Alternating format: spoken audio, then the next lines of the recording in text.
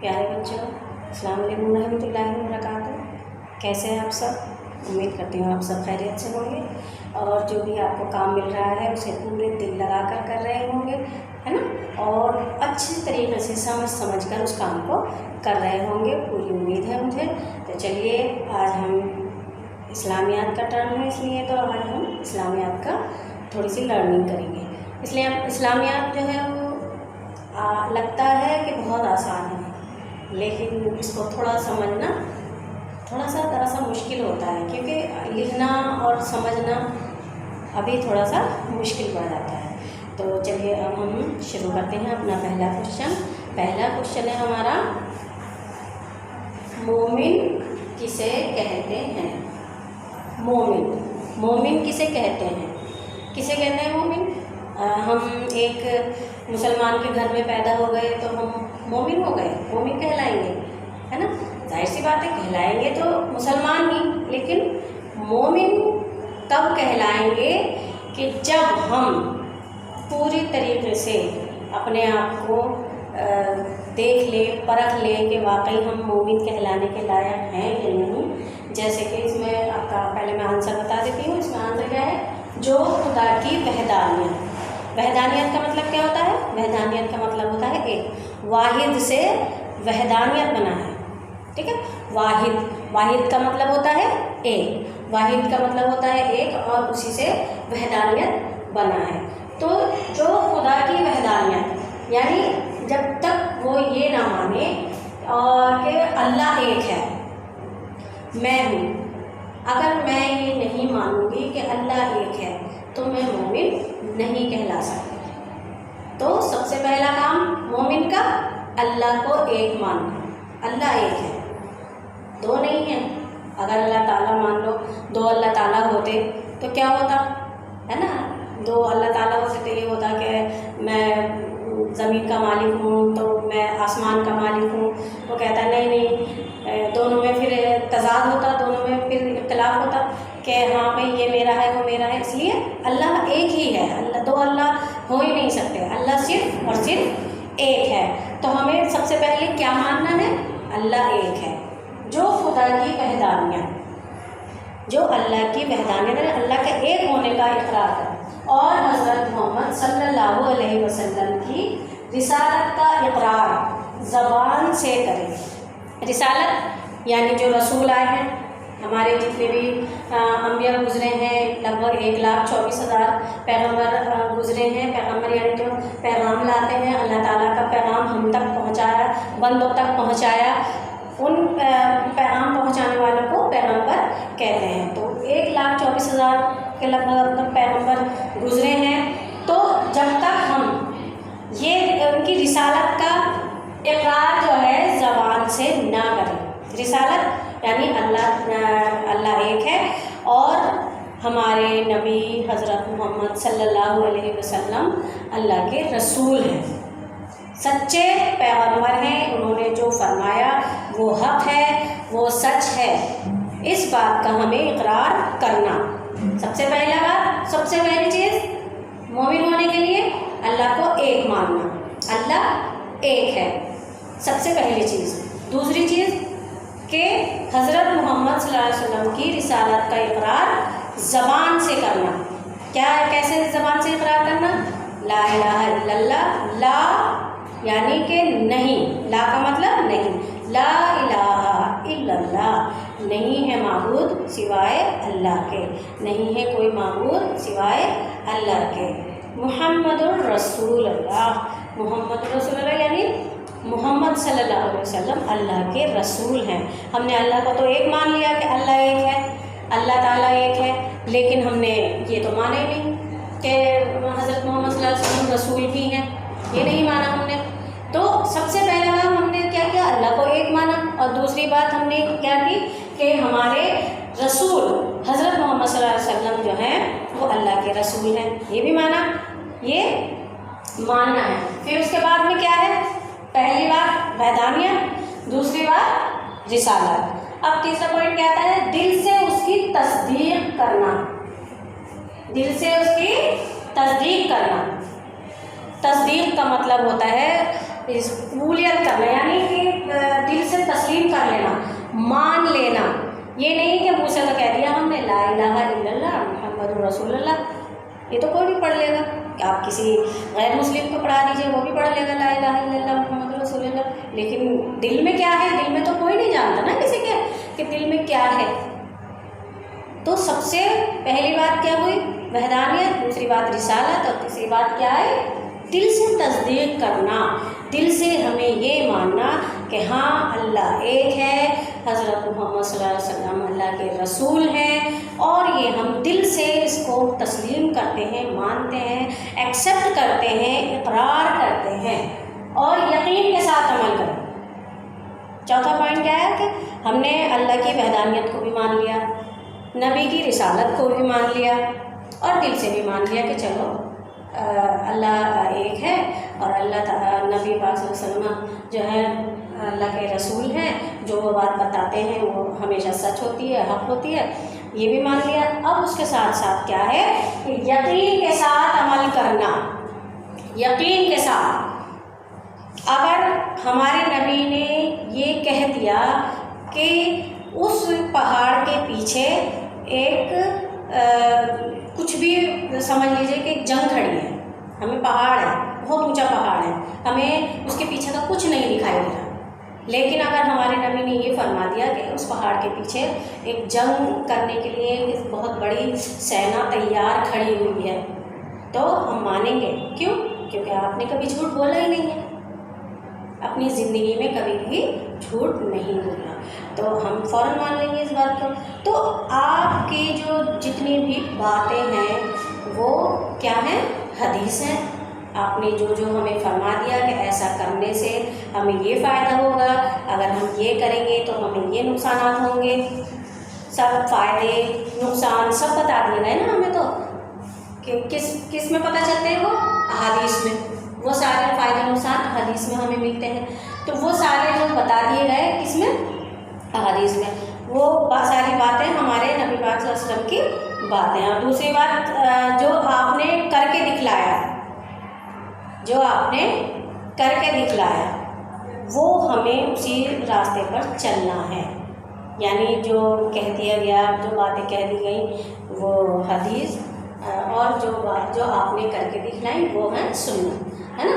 حدیث اور سنت، دو باتیں آپ نے اکثر سنی ہوں گی کہ یہ کام کرنا سنت ہے، یعنی جو ہمارے نبی پاک صلی اللہ علیہ وسلم نے کر کے دکھلایا وہ سنت ہے، اور جو بول دیا، بتلا دیا، یا جو صحابہ وغیرہ وہ تھے انہوں نے ہمیں، ان کے ذریعے ہمیں ان احادیث کا پتہ چلا، تو وہ ساری باتیں جو ہیں احادیث میں جو سیف ہیں ساری، وہ ساری حدیث کہلاتی ہیں، یعنی ہمارے نبی پاک صلی اللہ علیہ وسلم کے قول ہیں.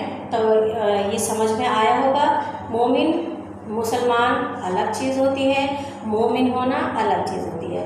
ہم مسلمان کے گھر میں پیدا ہو گئے تو ہم مسلمان کہلائیں گے، ظاہر سی بات ہے.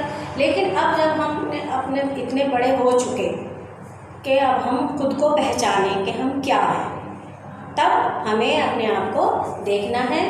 تو میں نے آپ کو یہ کوشچن سمجھایا کہ مومن کسے کہتے ہیں. سب سے پہلا مومن جو ہوگا وہ کبھی بھی اللہ کو نکارے گا نہیں، یعنی اللہ کی وحدانیت قبول کرے گا. سب سے پہلی بات کہ اللہ ایک ہے، وحدانیت واحد، اللہ ایک ہے.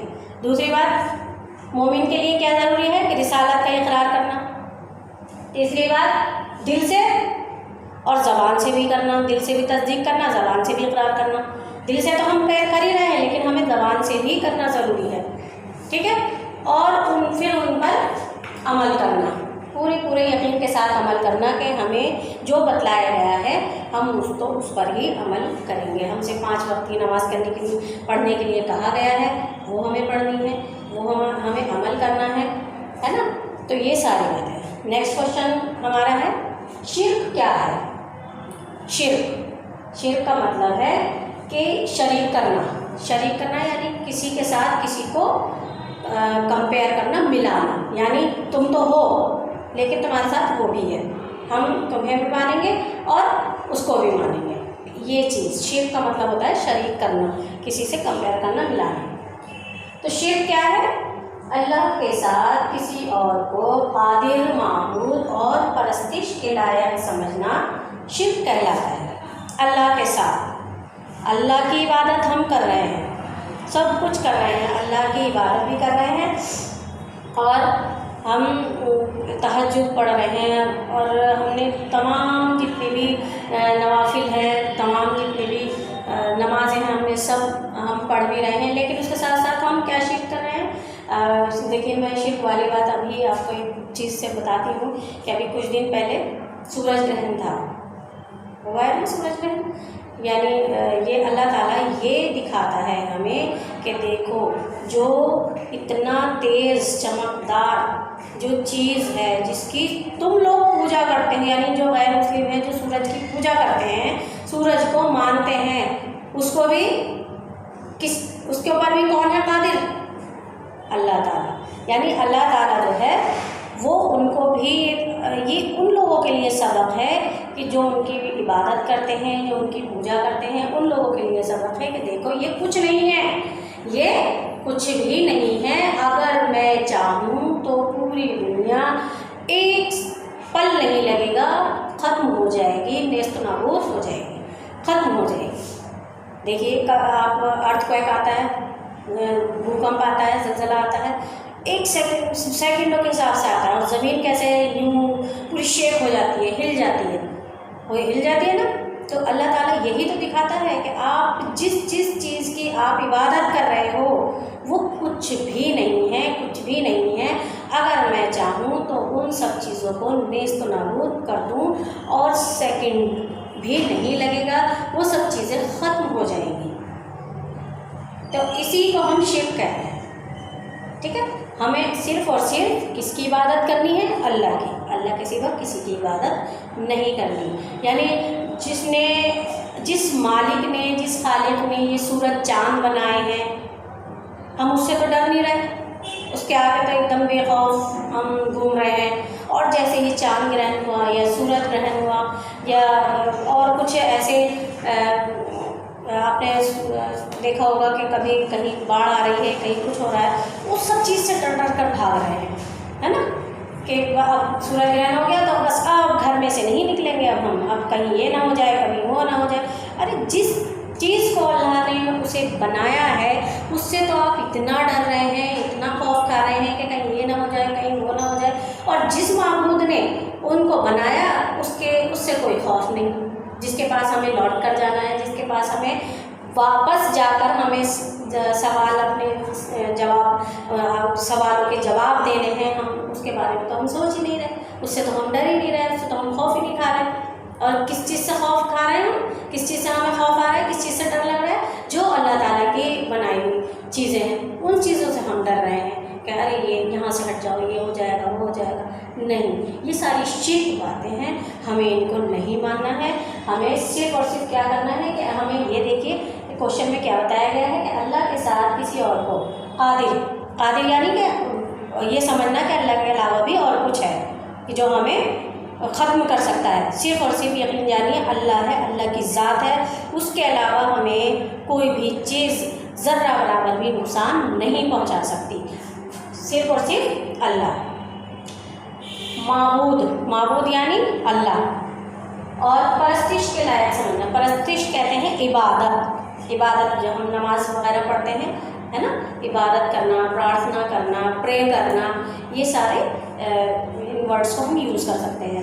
تو پرستش کے لائق سمجھنا شرک کہلاتا ہے، یعنی ہم یہ سوچیں کہ ہم اللہ کی عبادت تو کر ہی رہے ہیں لیکن یہ سورج جو ہے تو بہت اسٹرانگ ہے، یہ تو اگر تیز ہو گیا تو ہمیں جلا کر بھسم کر دے گا، یہ تو اگر یہ نکلا ہی نہیں تو ہمیں کھانے کو ہی نہیں ملے گا۔ یہ بہت سارے آپ جو ہے دماغ کے اندر اپنے سوچ سکتے ہیں، تو یہ بہت طاقتور ہے، اللہ کے ساتھ ساتھ ہم اس کی بھی ایک پوجا کریں، عبادت کریں، تو ہو سکتا ہے ہمیں کہتے ہیں نا نیچرل ڈیزاسٹر سے جو ہمیں ملتی ہے، جیسے چکروات ہے، یہ سارے بھوکمپ ہیں، یہ سب چیزوں سے نجات مل جائے گی، تو ایسا کچھ نہیں ہے، ہمیں نجات دینے والا صرف اور صرف اللہ ہے، ہمیں صرف اللہ کی عبادت کرنی ہے، اس کے ساتھ ہمیں کسی اور کو شریک نہیں کرنا ہے، نہیں کرنا ہے، نہیں کرنا ہے۔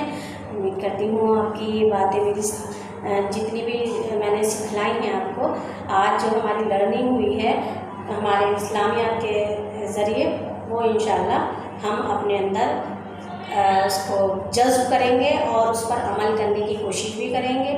اور دوسری بات، اس کو بہت اچھے ایک دم صاف طور پر اپنی آپ کاپی میں لکھیے. کون سی کاپی میں لکھنا ہے اس کو؟ آپ کو اسلامیات کی کاپی میں، جو آپ کو ملی ہے نا موٹی لائنس کی کاپی ہوگی، اردو کی ہمیشہ ملتی ہے، تو اس کاپی میں آپ کو یہ کر لینا ہے. ٹھیک ہے، ہوم ورک کاپی میں نہیں کرنا، میں بار بار آپ کو بتلا رہی ہوں، ہوم ورک کاپی میں نہیں کرنا، اور آپ کو صرف کس میں کرنا ہے اسے؟ اسلامیات کی کاپی میں. اوکے، امید کرتی ہوں سمجھ میں آیا ہوگا. ابھی بھی کچھ رہ گیا ہو سمجھنے سے یا میرے سمجھانے سے کچھ چوک ہو گئی ہو تو آپ اس کے بارے میں مجھ سے پوچھ سکتے ہیں. اللہ حافظ.